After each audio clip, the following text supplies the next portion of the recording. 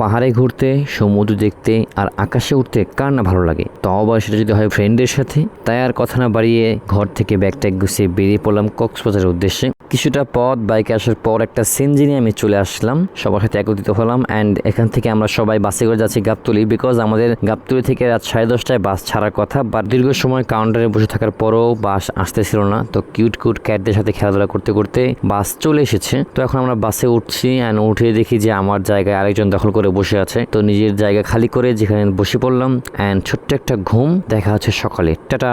আর সকালে ঘুম থেকে উঠে দেখি যে বাইরে হালকা হালকা বৃষ্টি হচ্ছে, ঠান্ডা আবহাওয়া। তো দেখতে দেখতে চলে আসলাম কক্সবাজার। তো নেমেই দেখি যে বাইরে খুব বৃষ্টি হচ্ছে। তো আমরা জায়গায় দাঁড়াই এবং একটা অটো ঠিক করে আমরা অটোতে চড়ে পড়ি। আর অটোতে চড়ে আমরা বেরিয়ে পড়ি হোটেল বুকিং করার জন্য। তো অনেকক্ষণ ঘোরাফেরার পর একটা বাজেটের মধ্যে হোটেল পেয়ে যাই এবং সেটাকে বুকিং করে সেখানে আমরা ব্যাগ ট্যাগ রেখে বেরোয় যাই সকাল নাস্তা করার জন্য। সকালে আমরা নাস্তা করেছি ডাল রুটি, আর তারপরে আবার হোটেলে এসে চেঞ্জ করে বেরিয়ে পড়ি আমরা সমুদ্র দেখার উদ্দেশ্যে। আর চলে আসলাম লাবণ্য বিচে। আর দূর থেকে দেখতে খুব ভালো লাগতেছিল, সমুদ্রের ঢেউ, কলতানের আওয়াজ খুব ভালো লাগতেছে। আর আপনারা যা কক্সবাজারে এসে মানুষের ভিড়ে সমুদ্র দেখতে পারেন না, হাঁটতে পারেন না, তাদেরকে বলছে আপনারা চাইলে সুগন্ধা বিচে না গিয়ে তার আশেপাশে যে স্পটগুলো আছে সে জায়গায় খুব খোলামেলা পাওয়া যায়। যেরকম লাবণ্য বিচে আমরা মোটামুটি ভালোই খোলামেলা পাইছিলাম, ওরকম ভিড় ছিল না। সুগন্ধা বিচের দিকে তো ওই জায়গায় একদম মানুষের গ্যাদারিং এর কারণে দাঁড়ানো যাচ্ছিল না। দ্যাটস হচ্ছে আমরা ওইদিকে যাইনি, এদিকে চলে আসি। আপনারা চাইলে আরো অনেক ফাঁকা ফাঁকা বিচ আছে, আপনারা চাইলে সেইগুলো ট্রাই করতে পারেন। তোমাদের কেমন লাগতেছে জায়গায় এসে?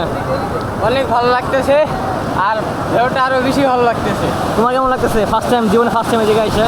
আমারও অনেক ভালো লাগতেছে, আবার ঢেউটাও ভালো লাগে। তোমার কেমন লাগে আব্দুল্লাহ? पानी एक ग्लास नमक जैसा है। नमक का बराबर।